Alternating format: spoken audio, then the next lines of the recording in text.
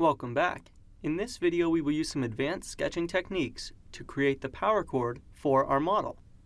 If you will please, let's scroll down and find step 13 and open it.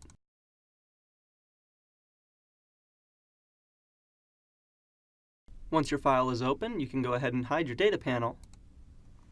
And let's look at our power chord component. I need to add a component inside of my power chord component for the chord. So I will right-click on Power Chord, New Component, and I will name this Chord. Also, I want to hide some features in my model because they are not necessary. Specifically, my fastener assemblies component, we don't need any of that information, and the lampshade I also don't need. I will need my lampshade cap assembly because that's where my chord is going into. I'll need my arms here and here, but I don't need this arm or my base. So I will go into my arm assembly, hide my lampshade arm, my lower arm, and I can hide my base component. Now that I have all of the components I need, I can begin sketching. So I'll create a new sketch, and I will host it directly to my middle plane. This is because my lamp is symmetrical, and I am only creating the first part going through the middle of my arm. When my sketch is hosted, I'll zoom in and let's talk about what our sketch will look like. For now, I will do a spline, but please do not do this. We are going to run our model through this arm, up through this arm, and around like this. This is the rough shape for our model, but using a spline like this is very bad practice. This spline has so many points, and it is not able to be updated parametrically.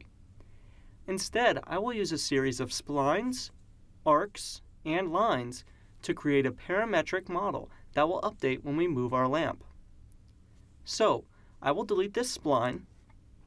Just remember this shape, and let's begin sketching. Notice I have no projected geometry on my screen, so the first thing I would like to do is to create some projected geometry that we will be snapping to. You will notice that I cannot directly select this hole in my model, so again I will go to Slice, and this will slice my model right down the middle. We can clearly see the guts of our lampshade cap assembly, and we can go right through the middle of our model. Now I will go P for Project, and zoom in, and I can grab these two lines in the top and bottom of my holes. I'll do the same down here and grab those lines. Now we'll be able to snap to the midpoints of each of those lines. I also want to snap to specific parts of my lampshade cap, but instead of using the slice geometry, I'd rather grab the outside. So I will uncheck Slice, and now I can grab this horizontal line here, hitting P for Project, and I will grab this line here. I can also click directly on the face to grab all of the surrounding geometry. When that's done, I no longer need my lampshade cap assembly, so I can hide that component and the projected geometry will stay. I will keep my arm here for now so that I have a better understanding of what I'm drawing to. If you accidentally hid your lampshade cap assembly while you are still in the Project command, you may need to hide it again. So let's begin drawing.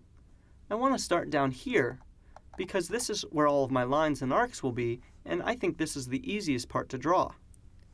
Let's go line, and I'll zoom in and simply go from the endpoint here down to the endpoint here. Notice that it stopped my line command, and my 2 points are black, and my line is black.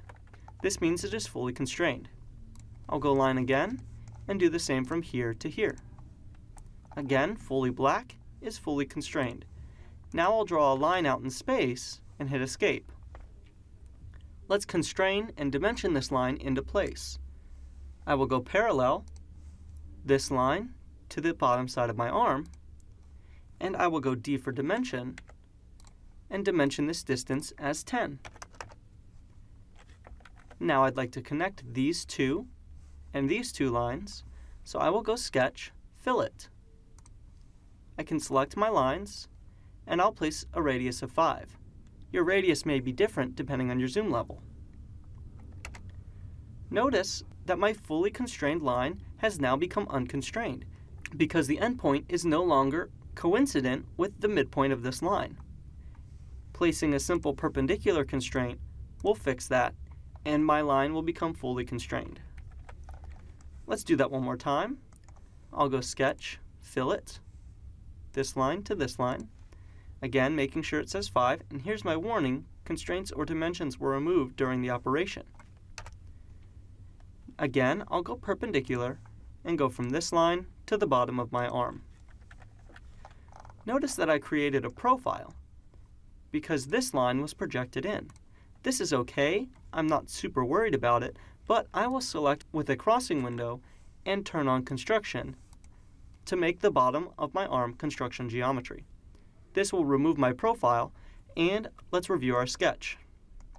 I now have a piece running like this, which looks like the rough shape for my lampshade arm.